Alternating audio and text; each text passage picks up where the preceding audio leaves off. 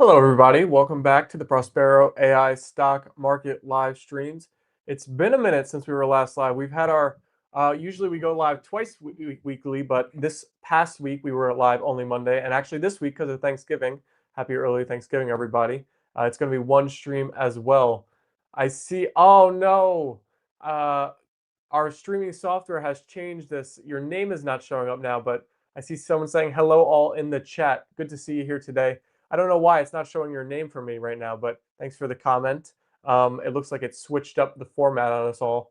So I'll have to do my best with remembering the names by the profile pictures here, but thank you for joining the YouTube live stream early. JC, excuse me, JC is here. D Curtin is here as well. Happy early Thanksgiving. Early Thanksgiving to everybody. We've had 54 people already tuned into the stream. In just a minute here, everybody like it up if you're watching on Twitter or YouTube. We got a great set of topics for you today. We are going to be going through the December rate cut odds, which have now risen from looking like it wasn't going to be a rate cut in December last week to now looking like there probably will be a rate cut in December today. And we're seeing the markets open up in the green. The QQQ is now up over 2% today. The SPY is up about 1.25%. The Dow Jones 0.5%, and the Russell 1.33%. And everything is trending upwards here today. The VIX is now down almost 10% on the day. So we're seeing very green today so far, but I just checked net option sentiment for SPY and QQQ, and it doesn't look too bullish just yet. I'm seeing a 2 for net option sentiment in Prospero for QQQ and a 0 for SPY. So no upward momentum for those signals just yet. We'll see how they trend throughout the stream. We are going to be doing the model portfolio update at the very end for you all. We'll make some live moves, so we'll see if those signals have changed at all by then, and if not, we'll have to keep our eyes throughout the day. But some of the topics we're going to be running through here are, surprise, surprise, another Michael Burry story. He's been making a lot of headlines recently, and he's now launched his new Substack, which we'll go over whether the headlines he's been making have been marketing for this launch or actual investment decisions and theses that he was having, because he's been making a lot of headlines for sure, and we've been covering his things he's been posting basically on every stream here for a little while. So it'll be interesting to see. And he compared Nvidia to a famous .com bubble stock that went down quite a bit. So we will cover all of that. Mario is in the chat. Morning all. Nice opening. There we go. Finally, we got a green opening and a green day when we start the streams here. We've been having a lot of red stock market days on these streams recently, but it's good to see the switch up. Maybe this is the start of the end of year rally everybody's been hoping for, fingers crossed for, and mentioning. I also want to cover on the stream today the Google move that we're seeing in the stock and the momentum and the strength. Ever since Buffett was in and they released earnings and now their new AI Gemini products, they have been on a tear. And I came across this that Google is using their own TPU chips. So maybe this is why we're seeing such strength in the stock. If people are now pricing in the fact that Nvidia isn't the only game in town, Nvidia GPUs might be on the back seat, at least for Google, who, there's headlines flying around that these TPU chips are comparable or superior to the Nvidia GPU counterparts. So if that is the case, that is quite the bullish thing for Google stock, and we're seeing that with the momentum. Ragamuffin is saying good morning all. Hello. Hello to all our YouTube and Twitter family here. Good morning. We have to flip scripts and cover a couple of bad statistics about the economy that came out. We have unemployment hitting 4.4% now, which is the highest level in many years if you take out like the COVID brief blip where it shot up and then went pretty much back down to the lows quickly. And it's also been trending upward. So I want to ask George if, we always talk about stocks getting momentum. I'm wondering if the economy is like that in the sense that now that we see this trend upwards for unemployment, is that momentum, set to continue barring anything changing? 71% of USA consumers expect it to rise over the next 12 months, which is the highest level in decades. So it's going to be interesting to cover that. and also to watch this holiday season if people are spending with kind of that negative energy and how they're feeling about the economy. Oh, interesting question. Is Google the new Meta? They're upside at 100. Never seen that before. That's a pretty interesting point. And we're seeing Meta kind of go the opposite way, right? I feel like that stock has, it had all the strength for multiple years, and now it's kind of being the laggard of the bunch. So that's an interesting point. I will definitely raise that. Although Meta is up today now, but well off their highs. Uh, wow, over 20% off their highs. They've dropped quite a bit. Yeah, that's a good point. We'll bring that up when we cover Google for sure. Another stock, Apple, which we cover a lot here, a story was circulating that Tim Cook is going to step down as CEO next year.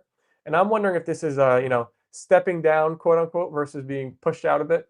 If you've watched these streams, how we cover Apple, a lack of innovation going on there and excitement for the company. Maybe the internal people, higher ups of Apple are thinking it's time to move on and flip the page to a new, maybe more exciting or go-getting CEO. So we'll see what happens when the new CEO is announced and finally in place, if that is able to propel Apple to new heights. But I don't think people can be too upset with Tim Cook's tenure at Apple. I don't know the exact percentage gains, but it's got to be quite a bit since he's been at the helm as CEO. Another stock, let's see where it's at right now because it was moving quite a bit. Oscar was up 25% this morning at one point. Let's see where it's at now. Okay, slightly off that, but still up 21% on the day. A lot of these healthcare stocks are moving on the news that it looks like the ACA subsidies or Obamacare will be extended for about 2 years based off new info. And, these stocks were trading downwards. I think it was actually looking like this stuff was going to get completely canned at one point in time. So now they have a longer runway, not even a single year, 2 years that these are going to remain in place. Um, they're all popping today, but is this going to be enough for these businesses to be strong investments, not just for the pop today, but going forward after this news and after they've made such a large, not just Oscar, I think CNC, UNH, and what is the other one? Molina Healthcare, MOH. I believe they're all up quite a bit today. Let me check on Molina. Yeah, up 5%. Oscar is the one that's moving the most. All right, last but not least, we have one more topic I'm going to bring up on the stream with George. I want to cover the airline stocks because it's not a sector we cover too much, but it's that time of the year where a lot of people will be traveling for the holidays coming up. It's kicking off this week. And there's a stat about how it's supposed to be the busiest season ever, with tens of millions of people taking flights between November 21st and December 1st. So, how is he feeling about airline stocks? Now, I did flip through the airline stocks on Prospero, and they didn't look too good. But it's interesting that Boeing is in our short-term bull list and looking good. So I'll ask him about Boeing, but then also the airline companies if he's seeing anything interesting there. If anybody is new, is watching the stream, welcome. I'll give my little pitch here in the beginning again. You can ask any questions you want to be heard answered on the stream. We are happy to answer your biggest concerns, whether that's single stock related, business, macro, micro, AI, tech, whatever you want to hear talked about. George will join me in just a few moments, and we're going to be going through all the topics I just mentioned so far and any of your questions that are in the chat. So you can type them up and we'll have them queued up ready to go for when we start covering everything when George is here. Let's take a look around the landscape of the market and see how the Magnificent Seven stocks are moving, and also Bitcoin. Bitcoin was making quite a bit of headlines with its downward move at the end of last week. It is now trading at just under 87,000, up about 0.25% on the day. That 100K level was holding for a while, but once it finally cracked, it seemed like the weakness began last week for Bitcoin and downward spiral from there. We're seeing Apple in the green, Amazon in the green, Google in the green, Meta, Microsoft, Tesla. Wow. Now you know why the QQQ is up 2% on the day, huh? Even Nvidia is in the green. So it's looking like a green day across the board, especially for tech And a lot of like the growth stocks that were getting hit hardest recently were making big moves as well. Just to look at a few, I see Palantir up almost 5%. Big Bear AI, which is one of the most viewed videos on our YouTube channel, actually, Shorts, is up 13% here today. Looks like the quantum stocks are all rising again. Check out ASTS is up almost 3% here today. How are our nuclear stocks doing? Oklo up 1%, SMR up 3%. Are we seeing any other big movers here? MP is up 5%. The rare earth metal stocks, Open Door up 12%. So yeah, we're seeing a lot of stocks making big moves here. Wow, Tesla is up 7% today almost. That's one of the biggest movers for sure. And Google being up 5% is a little bit surprising, especially after it's had all this momentum already. Approaching the $4 trillion market cap level now. Wow. I wonder what it's done year to date. Wow, year to date, Google is up 65% now. That is crazy. Incredible stuff. Last week, George mentioned picking up shorting. Does he have any tips for entry for us long investors who are interested in growing our skills? I'm using Thinkorswim to work on paper trading. Well, I know George does definitely think paper trading is a great first step to learning how to use these tools in your own way without having to risk some money. So that's a good start for sure there. Does he have any tips for entry for us long investors who are interested in growing our skills? I think honestly, I think the first tip is paper trading and looking at reverse ETFs, SQQQ. There's always one. I'm forgetting. Is it SCC? I think. Let me find the ticker for you. Yes, SCC is the ticker. It's consumer discretionary reverse ETF. Hello, George. Welcome to the stream today. Hello. We have questions on the docket for us, but let us set the table here for the stream today. We're seeing, I feel like this is like one of the first green days as we're starting the stream here in forever, it seems, maybe for the entire month of November. So it's good to see a little bit of momentum coming back into the market. I wonder if it has to do with the fact that the December Fed rate cut now looks like it has much higher odds than it did just last week. And we were seeing a little bit of, I don't know if the term for it, but I feel like several times now in the market when there's been some weakness, you kind of see that final bit of weakness present itself where it's like a little bit of, building upon itself where you're wondering why people are selling, but maybe they're forced to sell. And you'll see a big day like we had like last Thursday and Friday where stocks are down 5% almost for no reason.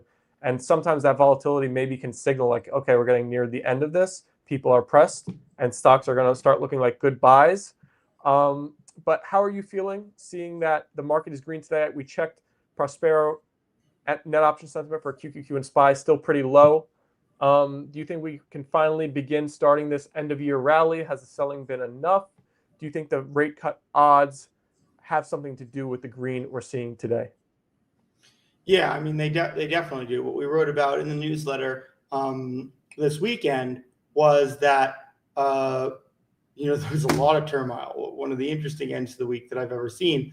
But it did seem like after initially thinking the jobs report was good news for rates, it completely turned to bad news and then again back to good news. So yeah, I mean, with the volatility, I would actually expect QQQ, SPY, net option sentiment to stay depressed. Like I actually saw like XLK. Like if you go in the low net option sentiment, you see a bunch of tech related things down there. And I just think with the way the markets have gone, it makes sense to lean more on ground level collateral that you can say trade in outside of out normal hours, right? Obviously the options you can't. So you make your moves there, you hedge with options. I think that's what we're seeing right now. Yeah, and some stocks are making pretty big moves here today, which we're going to cover a few on the streams. Google being one of them. Do you have any other thoughts? I answered NW's question a bit, but they were wondering any tips you could share for people trying to learn, how to dip their toes in shorting in the market to hedge their portfolios on growing their skills. They mentioned they're already starting to paper trade as a first Yeah, step. I mean, that's it. Paper trade. Paper trade, then try, there's an order once you feel like you have a good handle on it.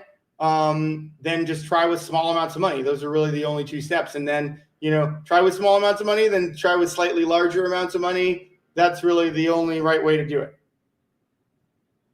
So the man who's been making a lot of headlines recently is continuing, and that would be Michael Burry. We've been covering him a lot, but now it's come out that he has launched his Substack called Cassandra Unchained, which, by the way, if you have any information on why he has the name Cassandra, I have no idea, but it's his Twitter and it seems to, resonate with him. He uses it a lot, so I don't know why, but it was a database back in the day. That could be it, but I don't know if the database was named after a similar thing.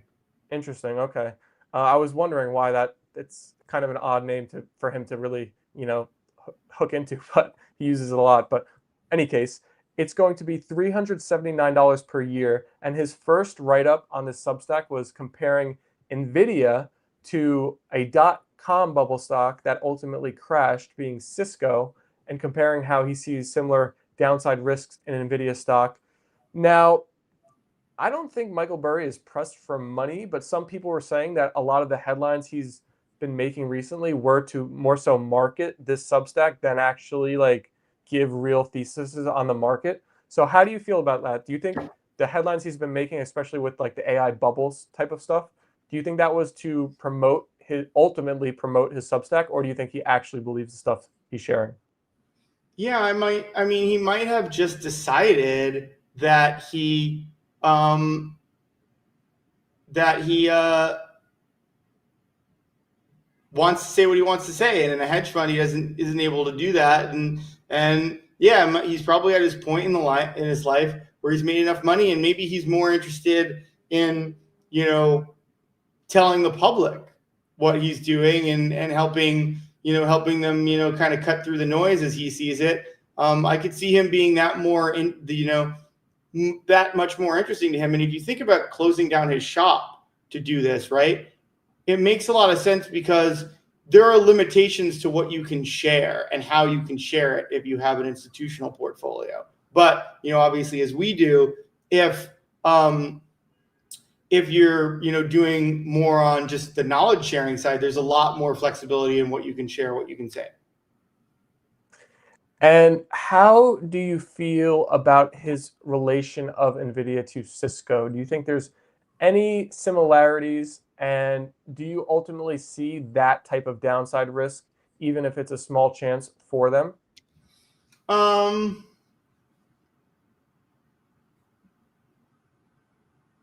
With the story that we're talking about later, I could see that. I do think I respect his opinion. I do think any of these AI tech stocks have significant downside, but there's big ifs, right? I think what we're going to talk about later, we'd have to predict a shift in the technology market, and he might be very comfortable with doing that. Me, not as much. It was interesting to see Jensen Huang have a headline after NVIDIA's earnings. And I don't know exactly what he said, but it was something to the of if we had even missed earnings by the smallest amount, the world would have ended. The stock market would have flipped. And so he is hyper aware of the impact that NVIDIA is having on holding up this market rally. Do you think him knowing that, and do you think that's shifting his way he's managing NVIDIA at all? Or do you think that's a good thing or a bad thing? Or do you think it's unaffecting of how he's leading NVIDIA as a CEO in the way that they're reporting, operating, communicating to the market? No, I don't think he cares. I think he really tunes out the noise. I think he's just stating the obvious. I don't really think the way he runs the company has much to do with that. So you mentioned the tech that we're going to bring up story of Google. And first of all, Google stock, we just checked it out, is now up 65% year to date. I'll be right back. I'm getting tea, but I know the story. Gotcha. So 65% year to date. We've seen incredible strength for Google stock, especially recently, as it seems like all of the worries for the company have kind of subsided. And the main worry being the fact that they were behind on their AI development and products, which has very much so flipped recently with their launches of Gemini. And it was interesting because if you're a longtime viewer of the streams, George has always mentioned how he viewed Google as having the best tech and the best AI brain, but they were never able to successfully like kind of communicate it and launch it in a product that the market respected. Well, it seems like that has flipped, and now even Warren Buffett is investing in the company, and probably very happy he did so. Now seeing the momentum it's getting, approaching $4 trillion of market cap. But the most fascinating thing about Google now is this story that came out that they're using their own TPU chips for their AI products. And when I saw this, I was wondering, why isn't NVIDIA down like 10, 20, 30% just based off this headline? The fact that their entire moat seemingly would be challenged by this chip. Maybe the market views that Google is only going to make this for themselves, so maybe it's still viewing as NVIDIA, selling to all the other people. But do you have any like insights on this Google TPU chip? What are your thoughts about it? People are saying it's comparable or better than NVIDIA GPU. Do you think NVIDIA, this is a real problem for them going forward if Google's chip is actually better? I mean, I think there's a long time before we know that. I mean, I do think NVIDIA hasn't recovered as well as the rest of the market, the rest of the AI market. So I do think, seeing Google kind of do well for like a mega cap and NVIDIA, I mean, I think the market's already telling us that it's a little worried. So yeah, and I mean, I do think it's interesting. The other thing you touched on, yes, I went through kind of a few phases with Google and AI. The first, when this first came out, I was like, oh boy, like Google's like a little behind, but they've got the best brain. DeepMind is, they're going to be able to make a product with DeepMind because the brain's just smarter, right? And then I will admit I gave up on them a little. I was like, well, I thought they were gonna use that, kind of best AI brain to create better products, and maybe I was wrong, but now it looks like the cavalry has arrived in Gemini 3, which people are talking about as like really incredible.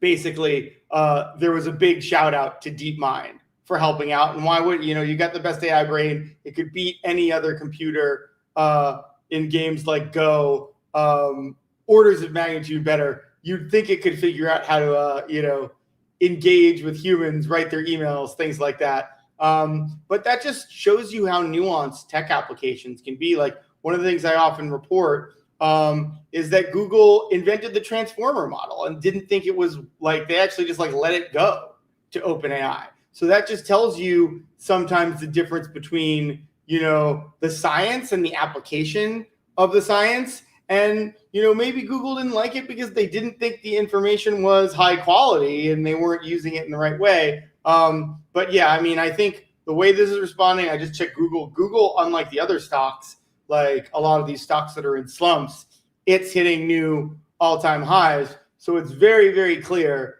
that people are starting to think, Buffett bought it. And we didn't know if that was an AI play. But Buffett can find value in anything. Maybe he said it's a discount relative to where their tech is, relative to other companies. But yeah, I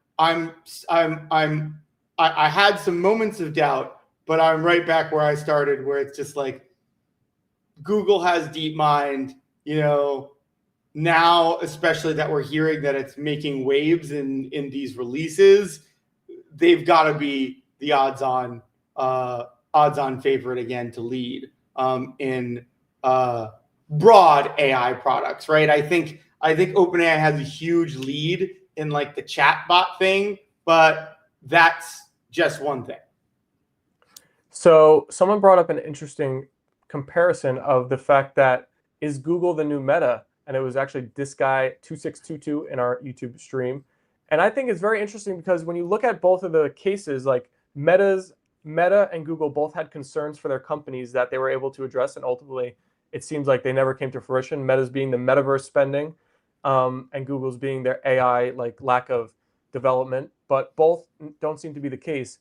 Do you think Google could go on that type of meta run where we just see this incredible strength for not just, a few weeks or months, but like almost like, multiple years like Meta did? Or since Google is not so like it wasn't as beaten down as Meta was when it started, that do you think it's not going to have that type of strength for that duration of time? Yeah, I mean, I don't think it's really an apt comparison because Meta was really depressed, right? It had a long, like, it got kind of like Google just kind of got hit a little bit. Meta got hit really hard. So I think it's a bit different because Meta took a while of its recovery to like get back to new all-time highs.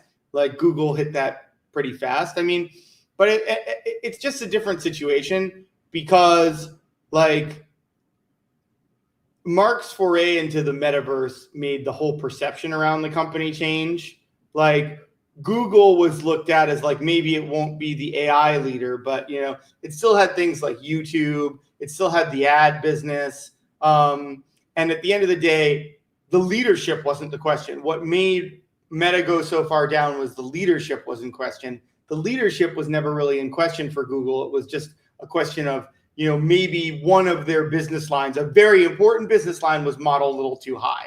Now, it went down when I think it was modeled down, and then now I think people are modeling it back up. So Google's probably now within like 20-25% of Nvidia's market cap there. Google's approaching 4 trillion. Let's get a look where Nvidia is right now. Nvidia is at 4.5 trillion. So pretty close. Do you think there's any chance in 2026 we could see Google being the largest company in the world? Yeah, I mean, definitely. If they continue, I think, I think when I said chatbot, I think what I really mean is B to C, right? OpenAI's really got B to C locked down. But if Google can expand their B2B business, they have Google Cloud already that has a lot of tentacles. We're a Google, Prospero is a Google Cloud company, have been for a long time. I like their tech. So there's a lot of people that are already embedded as Google Cloud companies that they can sell into. And OpenAI has that a little bit with Microsoft, but at the end of the day, it's not a seamless kind of enterprise. It's two different enterprises that it's selling into. And I think OpenAI kind of wants to forge their own B2B business and has, so it's not as much collaboration. That's the big thing. I think Google could really expand B2B AI, and that would really, it could take them that high, potentially in these real bull cases. But I'll tell you who I think has to be the most worried about Google having better B2B AI, I think is Palantir. I think if they improve their sales force, their productization, I mean, that's what Palantir has been doing in AI for a long time. But if ultimately Google is bringing stronger tech to the place, like remember, like one of the things that I always said that I hated about Palantir was Google dropped this big defense contract and Palantir picked it up the next day. I think perception has changed. I think that's when people were like a lot more worried about AI, and Google had like an ethics department and things like that. Since then, I think a lot of those people have been fired. So I could actually see Google going back, using its big AI brain to capture some of those same markets that say Palantir has. That is, I think, interesting to develop. But yeah, I mean, if Google has the strongest technology, they have that sales force, and they really build their kind of B2B business, they could be. I wouldn't bet on it. But I think this TPU thing is really interesting too. If not only are they expanding their B2B business, but they're eating their own cooking, right? They're building TPUs, not using GPUs as much, expanding their B2B business in that framework. That's a bear case for NVIDIA for sure. The TPU, this is my final follow-up to this. The point you just said, that's what I'm curious about. If the market is reacting more so to that news than the fact that they have this Gemini that's supposed to be leading the way. because I'm wondering if there's any moat for that type of thing, because we've seen OpenAI, Anthropic, now Google all have different times when people said they were the best in this. And I imagine these other companies are going to be able to look at kind of what Google's doing in that sense and kind of either replicate or copy, or they're right behind. They seem to leapfrog back and forth. Where is the moat there? Do you think it's more so the TPU chip that the market's reacting to? No, I mean, we've seen this happen before, right? OpenAI, Google has a bad Gemini release, OpenAI. Like, I think the market is very sensitive to who the current leader is, right? And the TPU thing is it's very early, right? I do think that's hurting NVIDIA more than helping Google. But yeah, I think it's early. I think,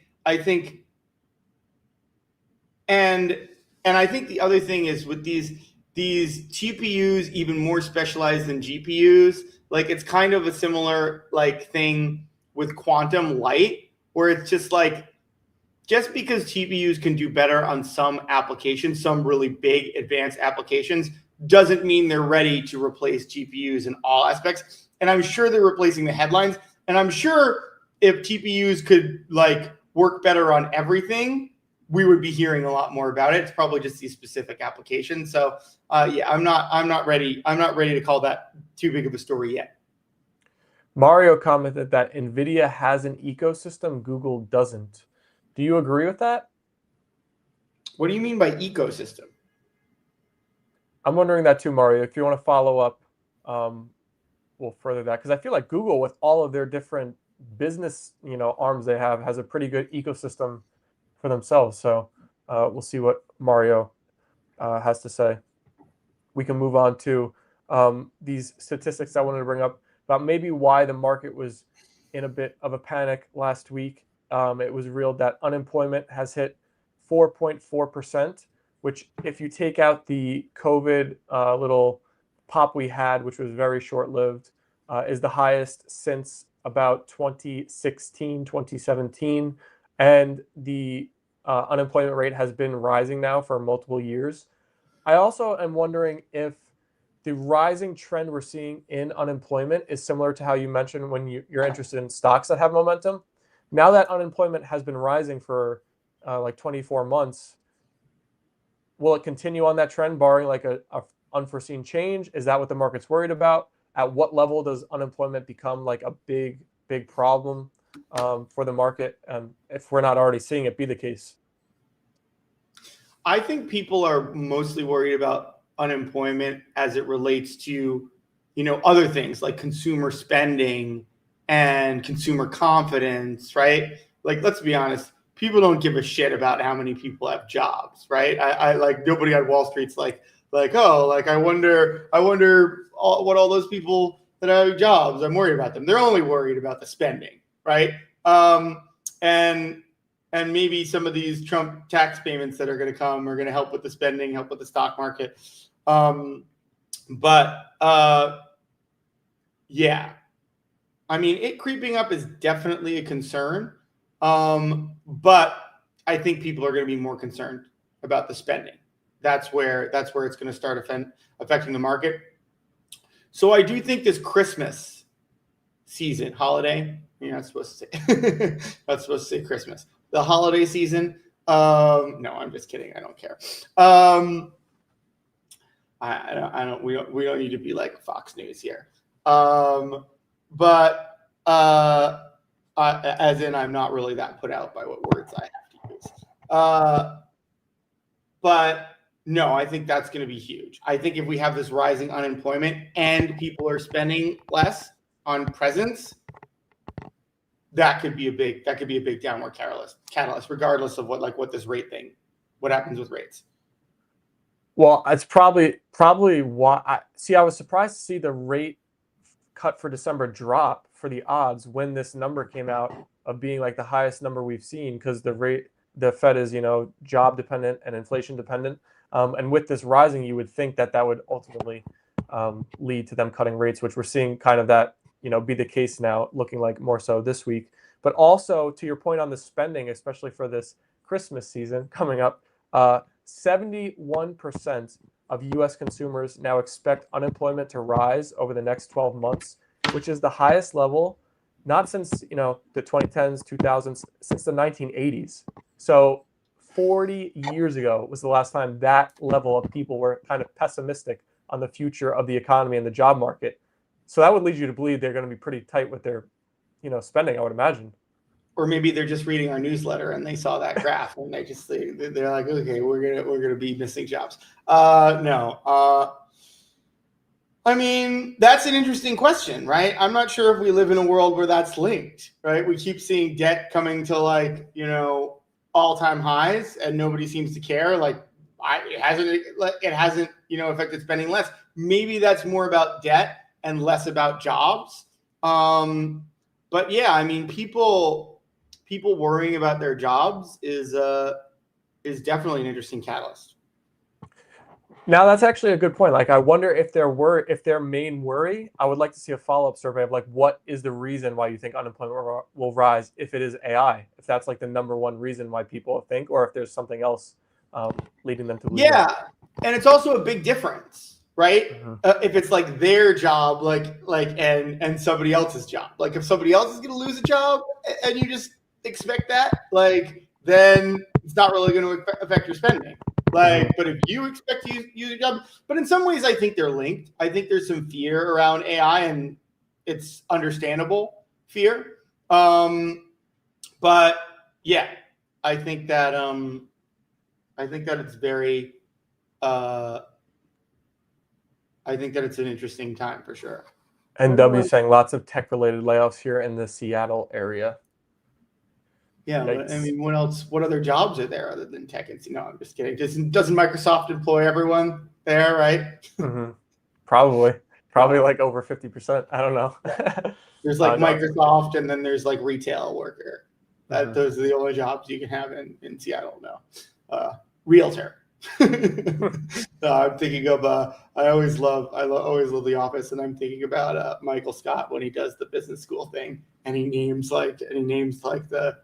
the business types, and it's sales, railroads. I don't really remember the other two, but anybody else remembers the other? From Michael Scott Paper Company? No, he's going. It was earlier than that. He was at Ryan's business school because Ryan got in his grades if someone came, and he was he was throwing candy bars, and he had this whole lecture thing, and he said there's 4 types of business, and I think the first one was sales and the second one was railroads. Hey, you did say retail, right? He said we got Costco, so I think you were right. I think he's talking about Costco HQ. Mm-hmm. Oh, so there's a couple companies HQ'd in Seattle, huh? I didn't realize that. No, there's others. There's there's a big software company that I'm obviously being tongue in cheek with this. Mm-hmm. We did get a follow-up from Mario about his point for NVIDIA versus Google ecosystem. He said software integration, rack vendor relationships, etc. So I guess it's comparing NVIDIA selling their chips to companies versus Google mainly just using them in-house. Yeah, that's a really good. But I'm trying to think. Yeah, I think the other thing is at the end of the day, I don't know. It would depend on the company, but it's kind of interesting. I was like, would Microsoft rather buy chips from Google than NVIDIA? And I think Microsoft or Amazon would rather buy chips from NVIDIA because they're not a direct cloud competitor, and that's who's going to be doing most of the ordering. So I do think that's a good point. Google would be growing those purchases by expanding. But yeah, Starbucks is there's other things. I like that we're taking this seriously now. That as if I said there was nothing else in Seattle. But let's keep going. Everybody, name Seattle things by all means. But yeah, I think that is an interesting difference, especially I don't know what percentage of high performance computing is bought by the Mag 7. But we got more Seattle things. But yeah, I think that's an interesting point.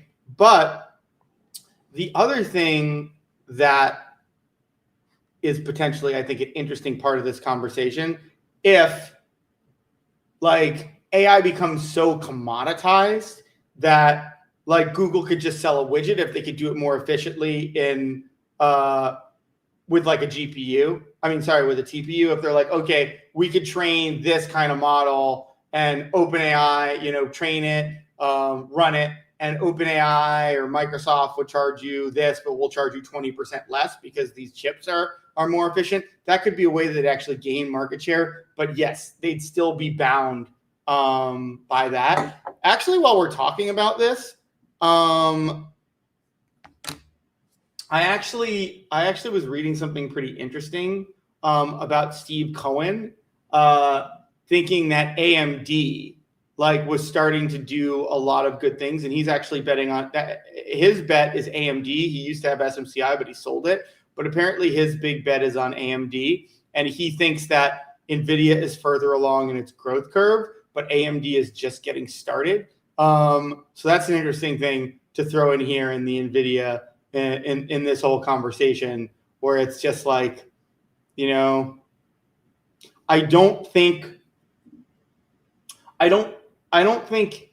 NVIDIA is in any trouble, but I do think looking around at the landscape, I do think there's more threats to them than I've ever seen. Like even just looking at this TPU thing in a vacuum, like I can't remember any circumstance where someone has actually been like, hey, we've got a chip that can do this faster, right? Yeah. So I think that's an interesting thing, just an interesting landmark.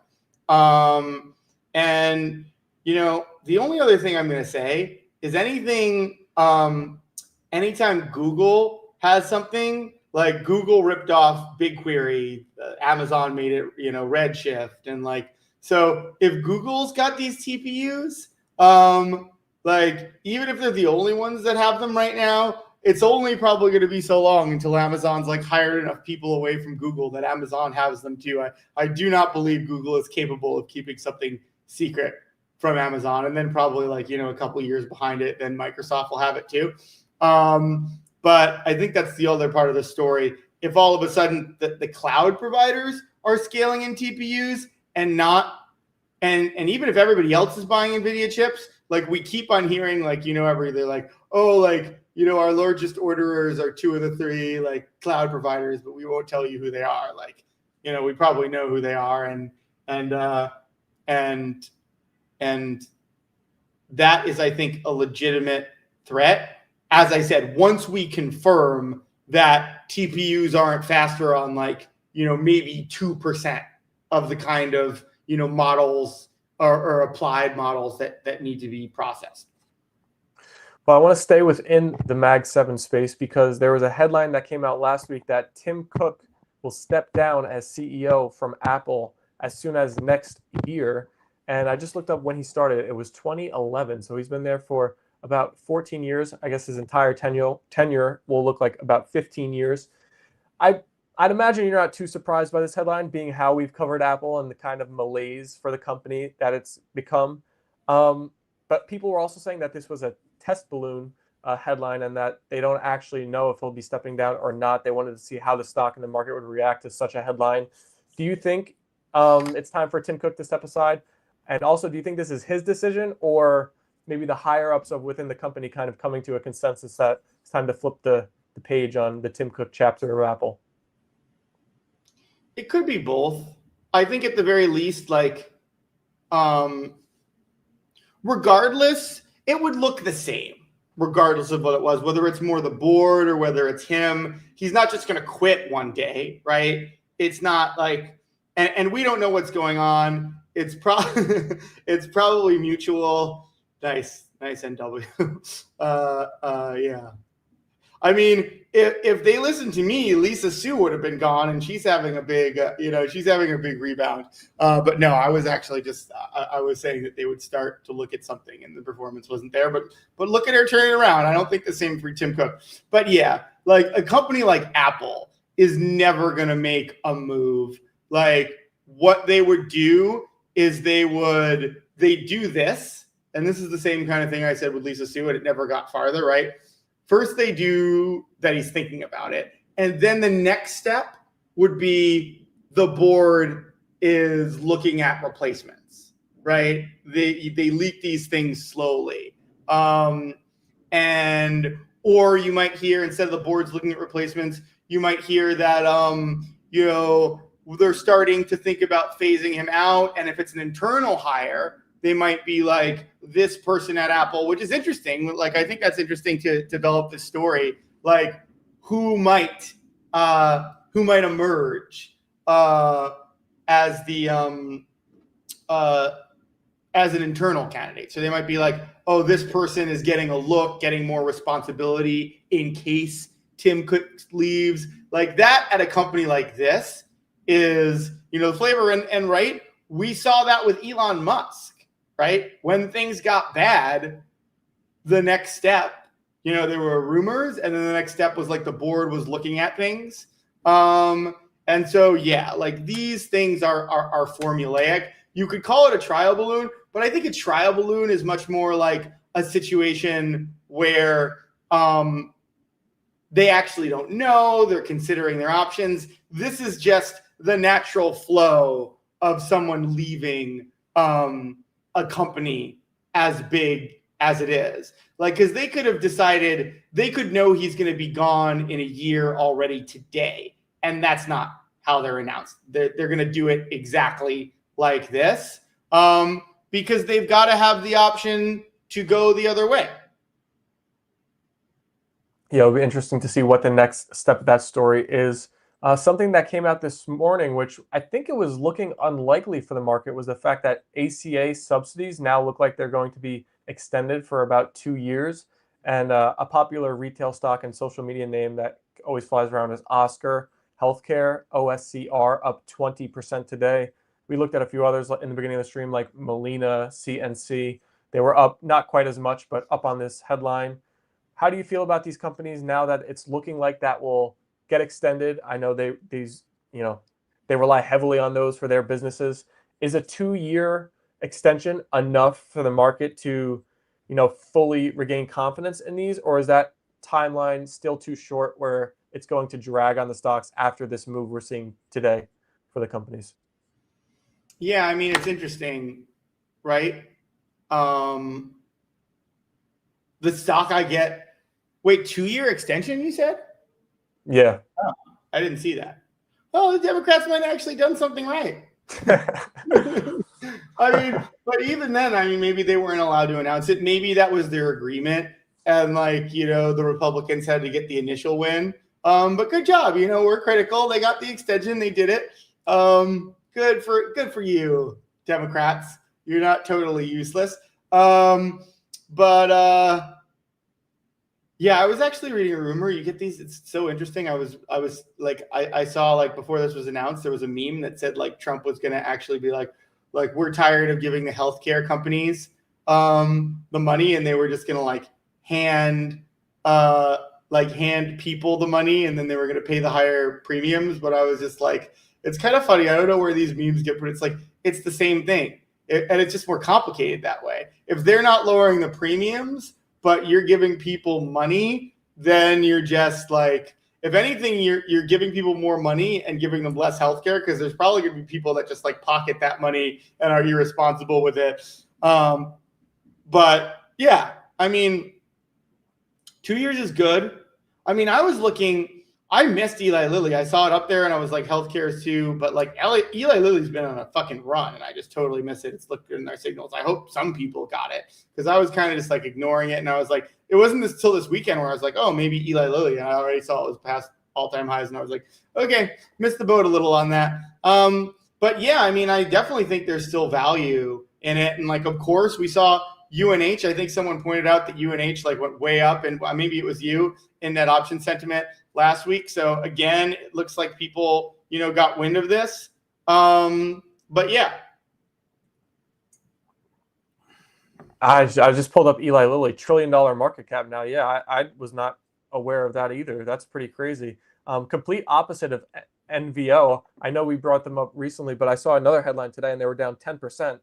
I'm wondering if like where's the bottom for that company? Because let me actually pull them up. I'm pretty sure they're like a multi-$100 billion market cap.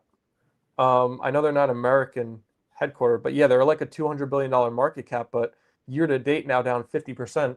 I saw a headline that their semaglutide, which is like the main compound of their weight loss stuff, they were testing for Alzheimer's if it was possibly could treat that as well, and there was pretty negative data or it didn't meet the bar. So I that mean, stock people was are pretty reacting. sour on it. What'd you say? People are pretty sour on it. Yeah, do you think like that's getting priced in, or is this I don't know. They've had a pretty bad trajectory. I mean, since they hit their all-time high in July of 2024, it's been straight down ever since. Is there any rebound Yeah, potential? I mean, I think it's a pretty interesting commentary on momentum. I saw this and I love this. This was like an X meme, but it was uh, people loved like Meta at like it was like 800, or they were giving all these stocks like close to their all time highs. But it's like, but they don't love it at like 600, and they don't love this other. So I think that was very interesting. But it reminded me of this because these markets are so much about momentum, and I think right now, like nobody wants to be, when the momentum's swinging the other way on some other stocks, like nobody wants to be the person that like plants their flag in Nova Nordisk when momentum is so much against it.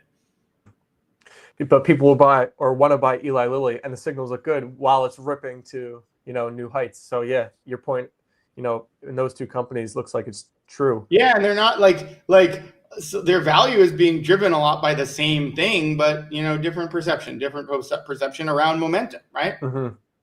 I want to ask you if airline stocks will get any momentum heading into the one of the busiest travel times of the year. It's expected that 31 million people will fly between November 21st and December 1st. Looked at a few in Prospero. It didn't really look like too great of signals, but these stocks haven't done much in recent years. So any buy the dipping there, or kind of the same case as Novo Nordisk, where no momentum, no George stock picks. Yeah, I mean, I don't know. It's not enough for me. I mean, the thing about the airlines, right, is like, and I have them, I'm more likely to short them than go long. Like, there's been a few times I've looked at them, but like, their businesses are just not like, I don't think they're built for, future growth. Like, I feel like air travel is something that like there's just not much upside to. They're very sensitive to fuel costs. It's so competitive. Like there's all these like budget carriers now. Like so it's just like the upside, and right now we're kind of in very healthy economic conditions, right? So I think there's more downside. Like if people are spending, spending is so high, markets are at all-time highs, right? So like travel, it just doesn't have that much to go up, and it has a lot further to go down. That's why that's why something like COVID is like a lot of people made money on airlines there. Like it's got to be to a point where people are like so pessimistic on it, because the band in which it can perform is narrow. It's not like chips where the market's just expanding, right? And maybe in like a developing country, buying an airline would be a much better idea. But it's just the only time to buy airlines is if, you both know that demand is very low relative to what it could be, and also that there's a good reason for it to recover. And COVID's like the perfect example of that. But yeah, in this market, it's just like, and I challenge anyone to think of it. Like, can anyone think of an upside catalyst for airlines in this market? Like it's hard. There could be some steady growth, but it's just hard to be like, oh, if this happened, airline revenue would be up 20%, right? It's not the same as a lot of these other things. It is interesting to me because I saw Boeing was in our short-term bull list of stocks, and it's like, I guess, is that the picks and shovels of the airlines that's looking good, or is it more so of like maybe there are aspects of their business like space and defense that would make them look attractive? Yeah, I think it's space and defense, but I also think beyond those specifics, it's also it's also uh, that the prices are depressed for Hmm. it, right? It's kind of like, well, because of the headlines, like airlines are kind of at their peak of demand, but because of that headline, I think Boeing's viewed as more of a value. I mean, I think it's scary with all those headlines, like all of these crashes. You're only one crash away, right? From another shitty headline, but yeah. We got thanks for your stream. Hope you both have a happy Thanksgiving from MW in the chat. So thank you. Happy Thank you, Thanksgiving to thank you you for too. coming and being such a participant. We do Um, have. Oh, we have more? Because I was gonna say I wanted to brief you that that uh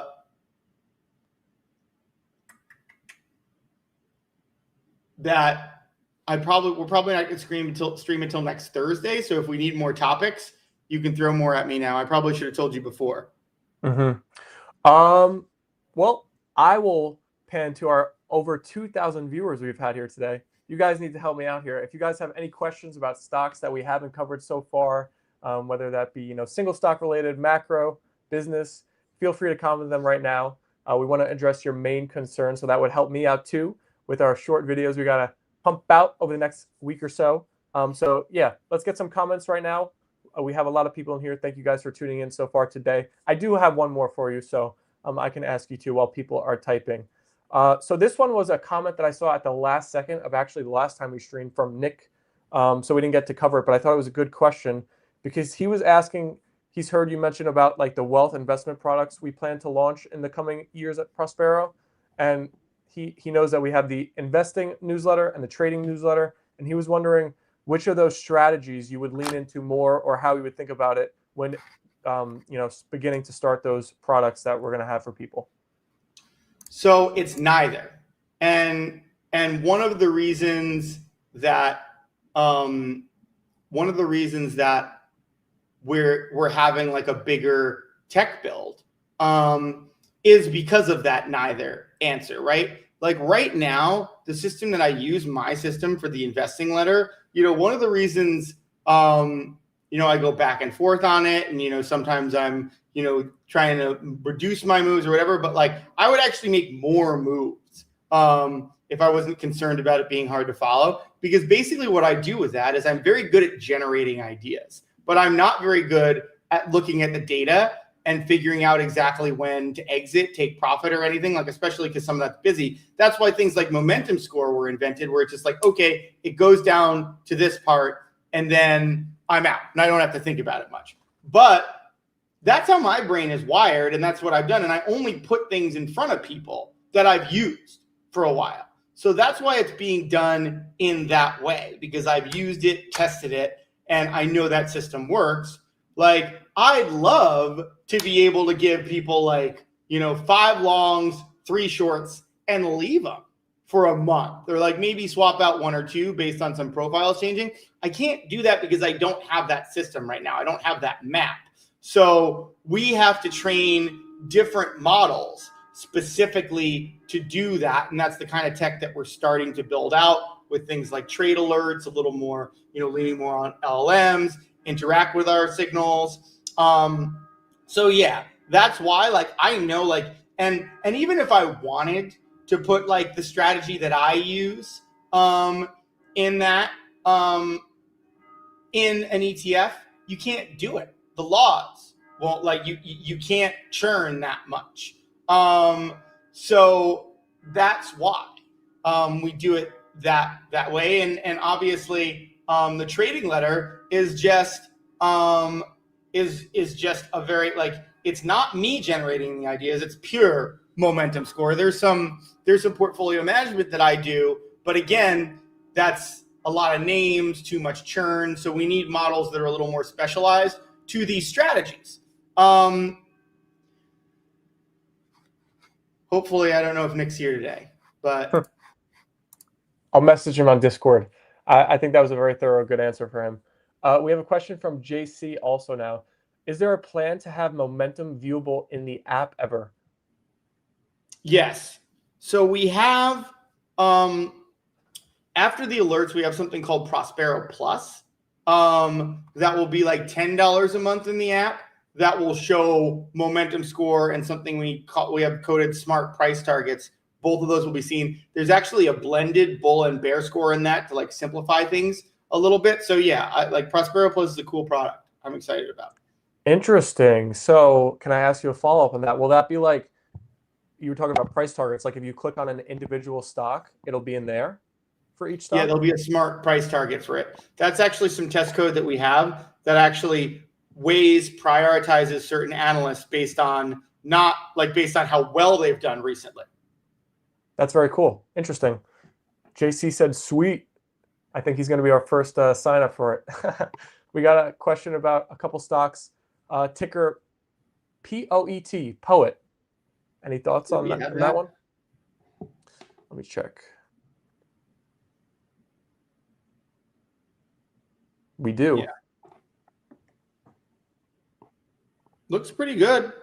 Nice net option sentiment trend. I feel like that's a chips thing, right? Maybe AI layer or something like that. Yeah, Poet Technologies, designing, developing, manufacturing, sale of optoelectronic solutions for the sensing of data communications. Interesting. Yeah, I mean, this is very good signals for like good net option sentiment for a small cap stock. It's interesting. I think a very similar Kramer question doesn't like it. Might be time to buy it. Kramer doesn't like it? He says it's losing too much money. That's funny.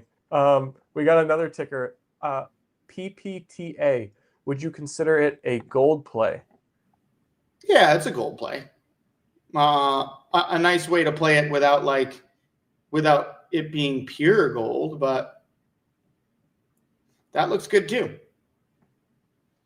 How's it doing? Yeah, it went a little down, but closed on November 21st. It was good. How's it doing today?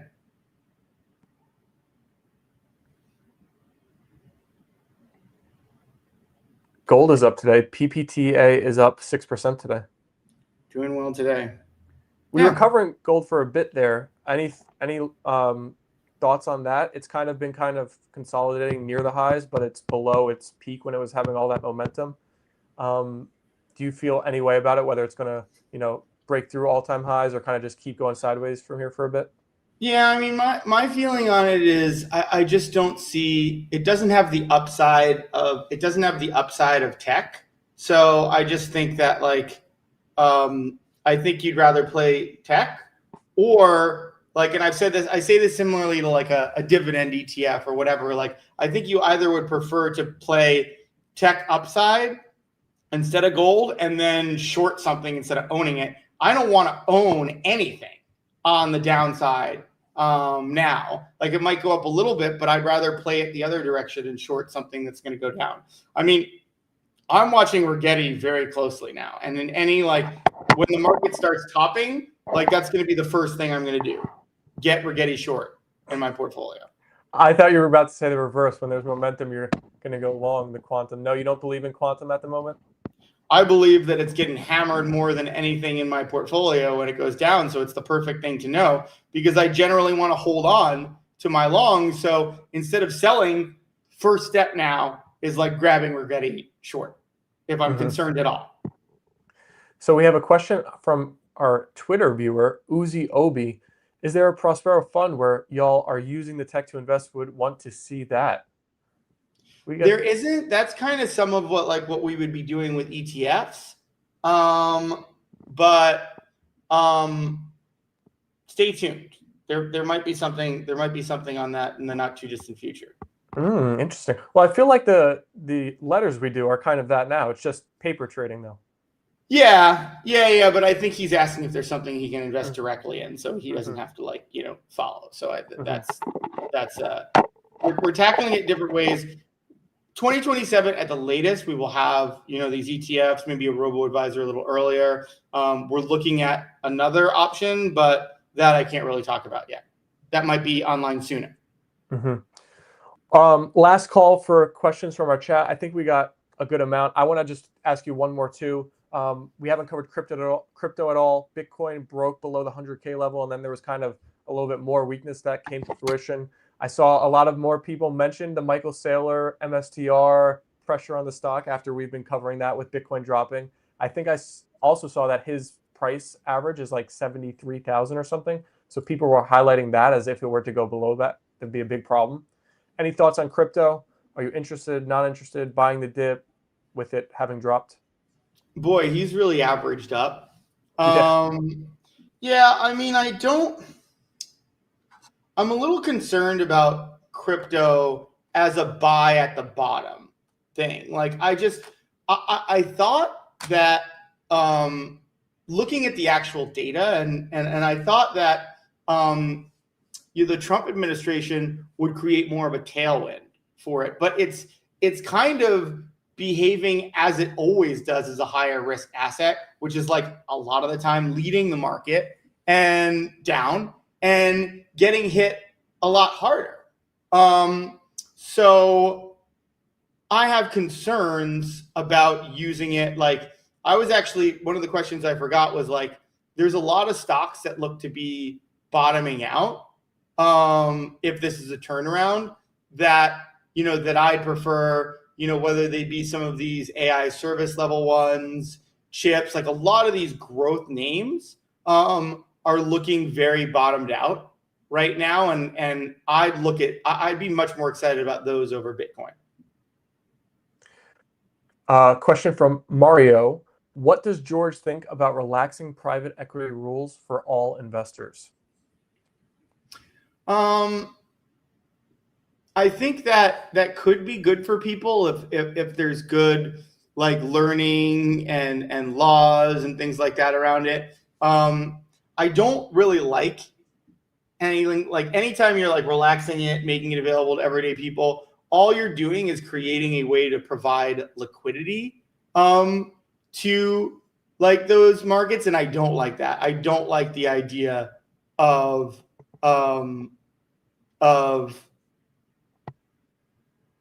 private equity getting more liquidity, more access to capital. Like it's a pretty soulless situation. Like talk about what might, like in addition to the job cuts that are already happening, what might accelerate that? Private equity getting more capital. So yeah, I don't like that. I understand why people in the government would want to do that. And yeah, I think that's a must. But regardless, even with that education, I think putting more money in the hands of private equity is just not a trend that I'd like to see on a personal level. Let's actually just do one more topic as well. Oh, wait, we even got more comments now. Ooh, everybody's joining in. I love this. JC said needs better oversight, education to join the public. Uzi said, why is Hood trading like a tech stock? What do you think about tokenization? Is Vlad him? Great question. I don't know the last part is Vlad him part, but this is a great question because it's something that I've observed with Robinhood. And I think it's a simple answer. I think it's just the way I think about it is a bit of a rewire. I don't think it's trading like a tech stock. I think Robinhood right now seems to be a very good reflection of the mood of the market, right? So if tech stocks are getting hammered, I think people are like, oh shit, bear turn. This is going to drive away retail. They're going to trade less. Not good for Robinhood. And I don't think that's a bad association to make, but I do think we see that made time and time again, whether it's crypto or growth stocks. The more they go down, the more Robinhood goes down because so much of how people thinks about Robinhood and their revenue is retail investors. And I actually see the logic in that line, right? I've thought about it more myself. Like I saw when the markets were going down, like the Prospero Discord community, the questions that I even received, everything like that, the floor that goes down, people become disengaged. So it actually makes a lot of sense, I think, to look at it that way. And I don't see that changing anytime soon. I think, I think like Hood is going to, trade at some multiple of what, say, QQQ and cryptocurrency is trading at. I'd say both on like the positive and the negative. So him is just a way to term somebody as being like, he is that guy, he's the GOAT, he's a leader, blah, blah, on and on and on. It's just like a little slang term for that. Oh, yeah. I don't Cool. really like that. I kind of think like if you're talking about his ability to build a company that makes money, he's a great leader in that respect. If you're talking about him in terms of his moral backbone, I don't really like him from that perspective. I don't think he's good. And I'll be very nuanced about this in terms of bringing retail investors to the market and giving them more like better tools to use. I think it's good from that perspective. But I think the things that, tokenization and productizing things in a way that are easier for people to use, but also give institutions more control because of how the revenue works. I don't think those are good long-term structural things, especially tokenization, right? The more these tokens trade, like if people are mad about, manipulation in terms of, unlimited naked shorts or whatever, like tokenization is just basically like allowing a door for unlimited manipulation because there's not, even like collateral rules around, the ratio of securities to leverage. I mean, there's no control mechanisms. There's no like real SEC regulations around it. I think other than like a lot of these tokens, can proceed forward unencumbered where before there were concerns about it. So yeah, like everything that it's doing now to bring more people into the market is also making it harder, is also making the markets more opaque, and making it easier to add risk and think, which is like whenever the markets do fall, it's going to be a lot harder for retail investors to read things. They're going to fall a lot faster because of the way that leverage is built in. And I think we've seen it already in difficult market times. Retail investors are going to be abstracted from control because in these markets, there's, especially something like a tokenization, you don't have a promise of certain execution because it's not regulated. All right, last thing. I want to follow up on our #1 short video of all time on our YouTube channel. It was about Big Bear AI. And the question was, is Big Bear AI the next Palantir? And that was posted in February of this year. And the stock is actually down since that time, but it hasn't done terrible, and it's up 14% today. I want to follow up and ask you, your thoughts on it now. At that time, you said you thought there was better risk reward in Palantir itself. Do you still feel that way, or do you feel any better about Big Bear AI? I think you mentioned how you saw them in a lot of airports then, with it becoming a busy travel season. No, I think that's definitely shifted. I think there's better risk reward in BBAI now, for sure. But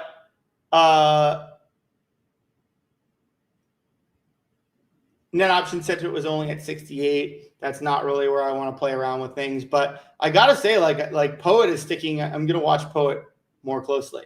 I want to read more about their business because that 77 net option sentiment at a $592 million market cap. That's very, very interesting to me.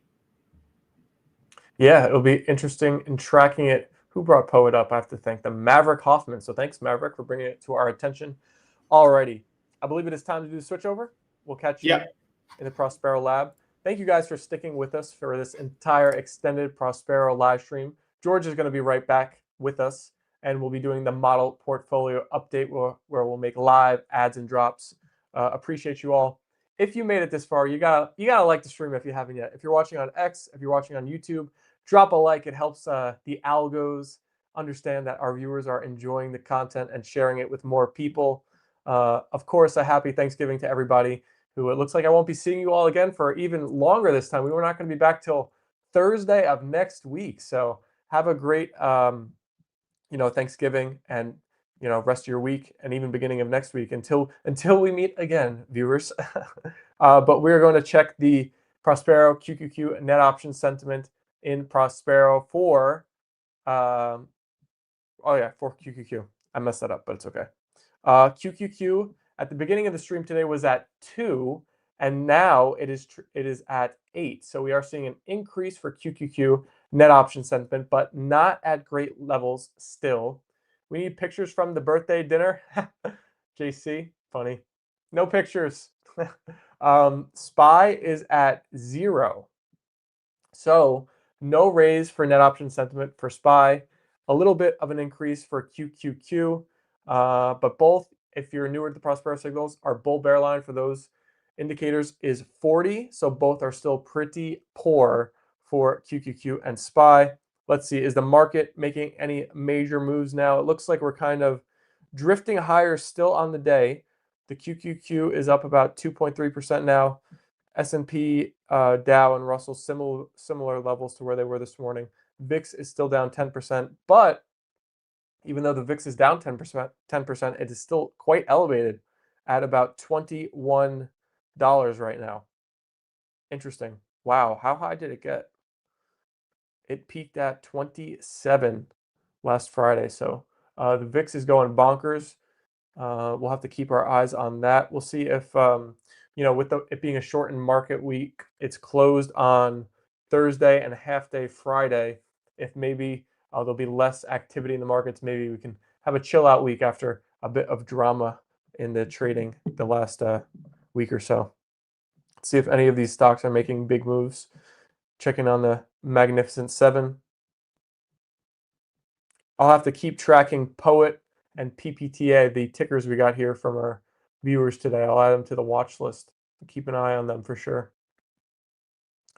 Looks like all the Mag 7 stocks are still up. We are also seeing, NVIDIA is up as well. NVIDIA is actually climbing now. They were down to open today, but they are up almost 2% on the day now. What a wild earnings reaction from NVIDIA. I know. That pop and drop. Really crazy. Oh, you're getting bugged about your birthday dinner? Yeah. I don't have any pictures, but it was a good dinner. And I'm someone who likes to keep a strict diet, so it was good to pig out a bit for the birthday dinner. A strict diet? What's your strict diet? When I'm actually, being good about it, I meal prep for like the whole week, where I have like salad with ground beef for lunch and like salmon, rice, veggies for dinner. I'll get really into it for like weeks and months at a time, and then kind of slack off. But dessert is Chobani Flips, delicious yogurt. If anybody has never tried, Only the flips? You yeah, can't only make the with your flips. own flip material? Yeah, no, only the flips. I like Only everything just easy. like nuts or something, Yeah, You could build your own flip. yeah, I could. All right, let's.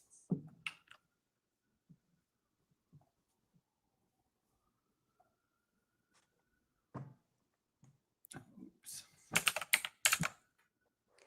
We are seeing a teeny bit of an increase for QQQ. It's up to 7 now. It was at 2 at the start of the day.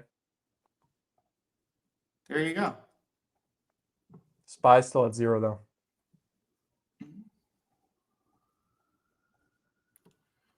Okay, let's get this all set up.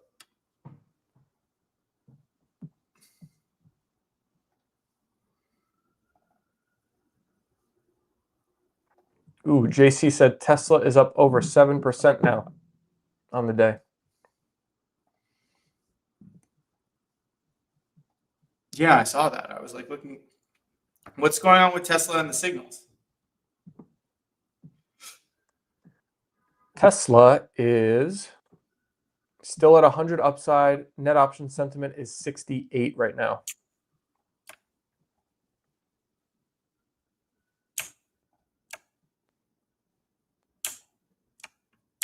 Net option sentiment is 68.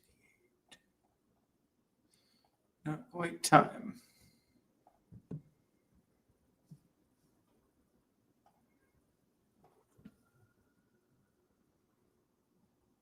All right.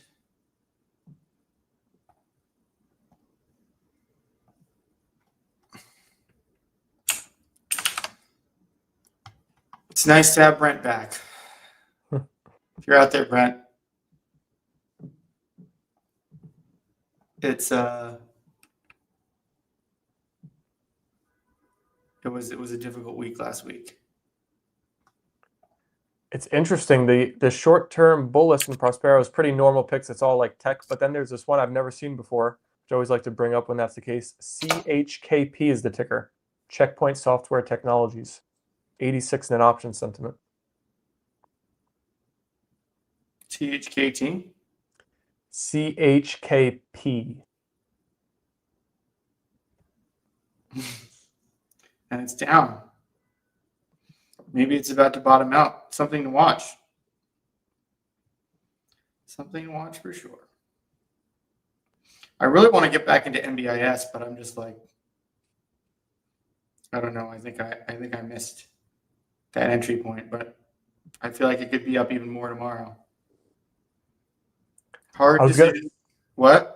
I was gonna ask you when you were mentioning like it looks like a lot of those stocks were bottoming out. I was wondering if it was like that, like ASTS, like those type of companies that have looked good in the signals and dropped. Yeah, App11, like yeah, there's a lot of them.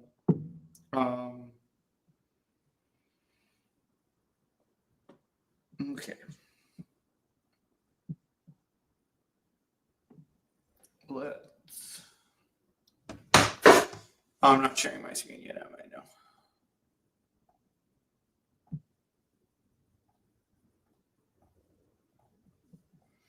Let's see. Yeah, Brent had a lot of homework to do. Damn, look at how small this portfolio got. Wow, you know what's crazy? Like it's not quite half, but like Amazon is a 2.4 trillion market cap and Google's like approaching 4. Like that's kind of crazy. I feel like that Google's that much bigger. Yeah.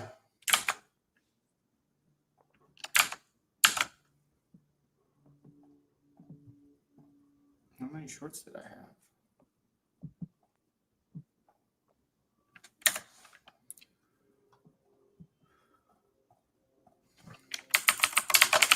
Yeah, boy. Okay, we can start adding again. We really de-risked. I can't remember the last time the model portfolio has been this. So what is it? 0 and 7? You said?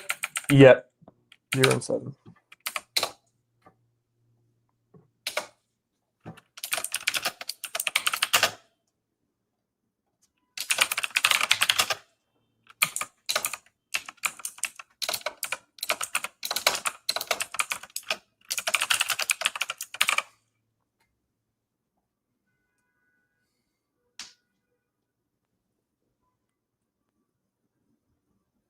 ASTS.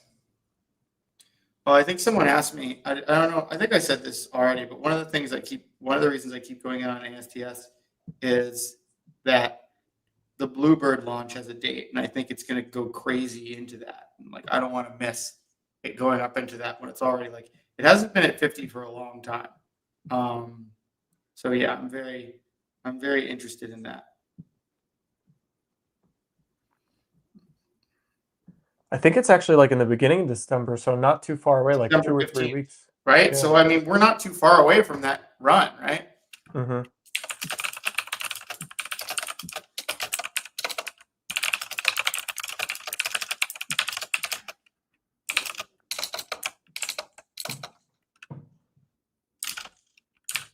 You'll have to hear from Matt a little bit more. I know he's a big ASTS guy. Yeah, we gotta.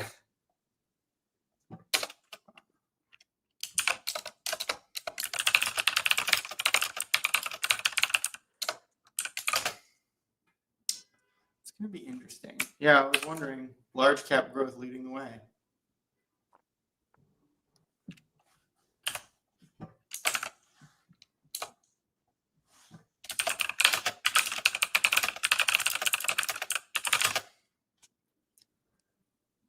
Large cap growth leading the way here. That's what you get when Tesla's up 7, Google's up 5. I don't like that. Nvidia's up 2. Maybe that'll be better.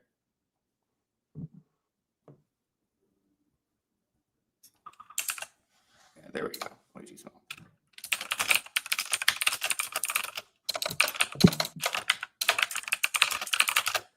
We will look for more exposure there.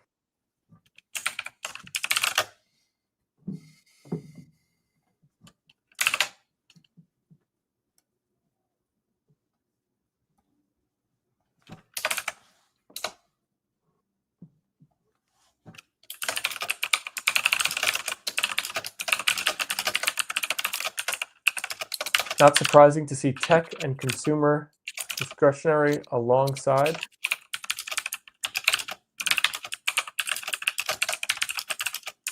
We will look in those areas as bulls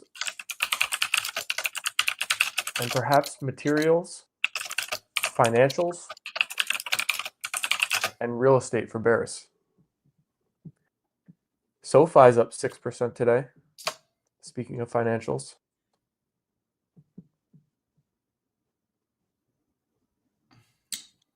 I don't know when it's time to get into MBIS. I'm really thinking about it.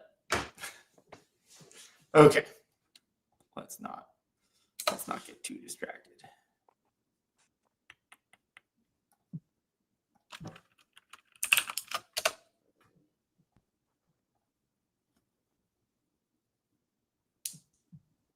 I kind of wonder if we should actually do. I think we should do a screener.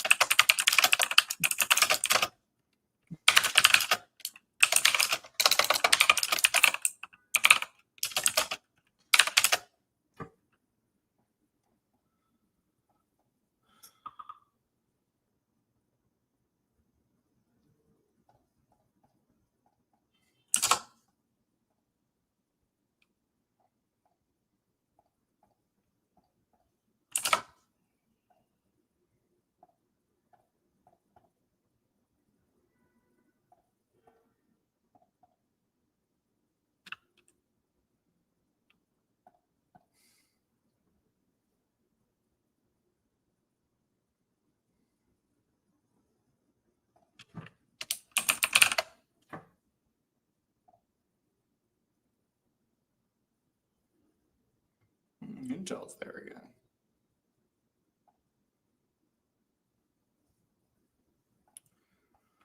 Okay.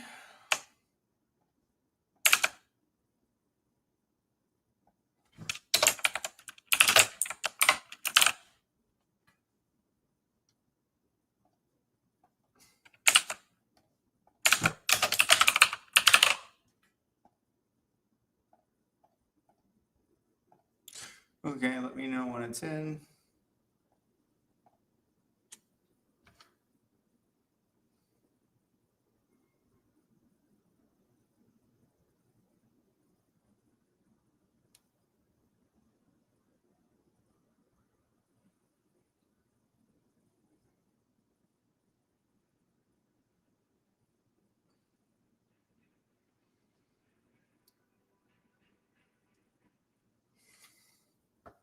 Did I get this already?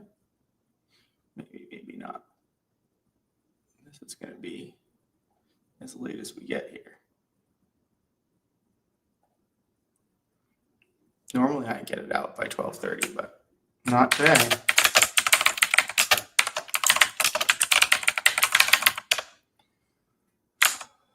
BLBG. I feel like I know what that is. Maybe not.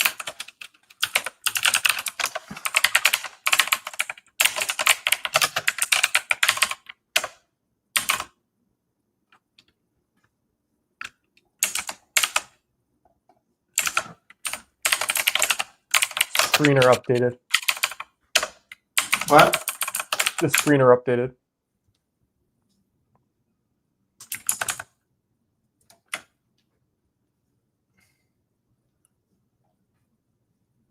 Can you tell me about the MU net option sentiment trend? Yes, I can. MU is actually trending downward. It was in the low 70s. Now it's at 61, and it took a downward turn at the end of last week. Oh, I know it definitely did that. I don't know. I'll probably hold on a little longer as a head to some other things.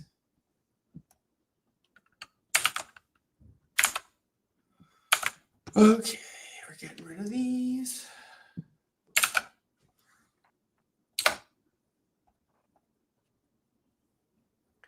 Google, a near perfect 300. It's at 296 in our screener. I wonder if we've ever had a perfect 300. Probably not, right? Damn.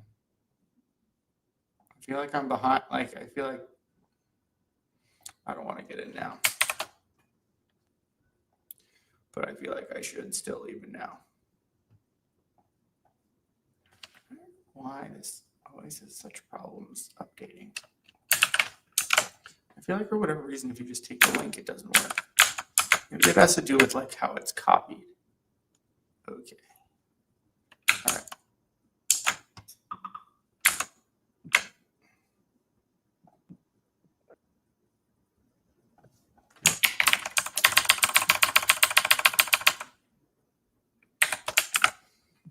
What's going on with ONDS?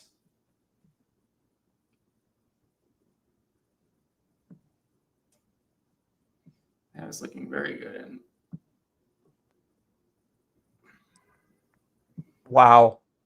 Its short-term chart is crazy. It reminds me of Oklo back in the day when it was going crazy. Almost everything is like maxed out. Yeah, short pressure too, though. That's a nice upside trend. Although it's a little lower. It was 86 when it opened. Definitely something to keep our eyes on.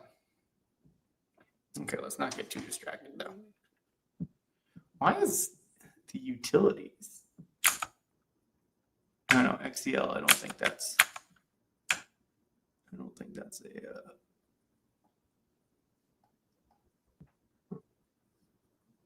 Oh. Where is... What did I just do with that thing? Oh.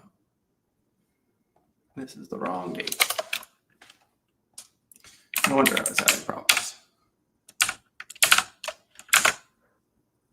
ONDS 1.5 billion contract with Department of Homeland Security. So government connection going on. That was today?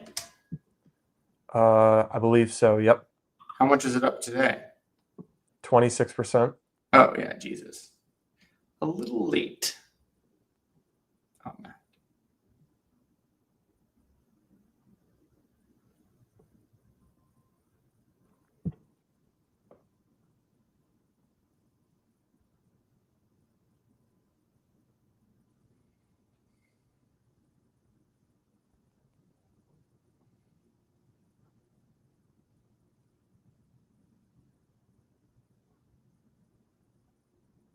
Okay.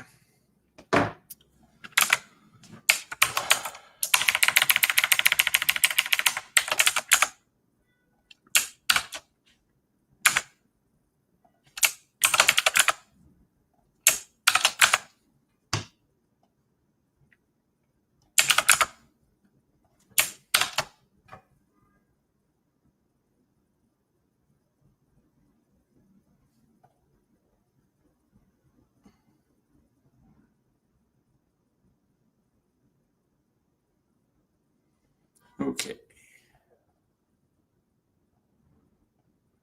This is too interesting to ignore.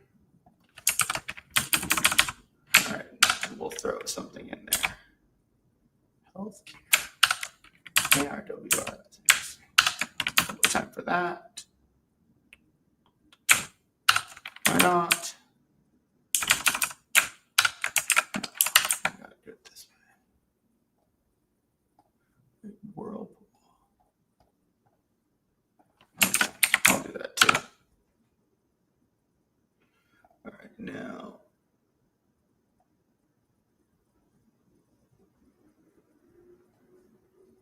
Let's just grab all these.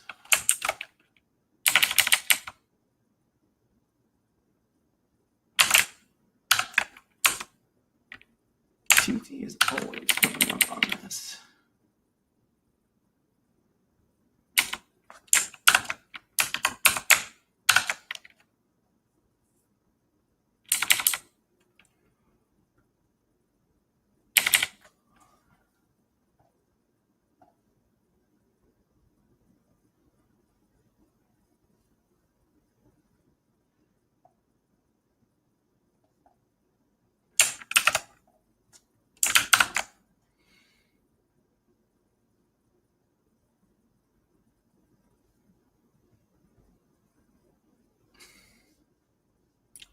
All right. That's good.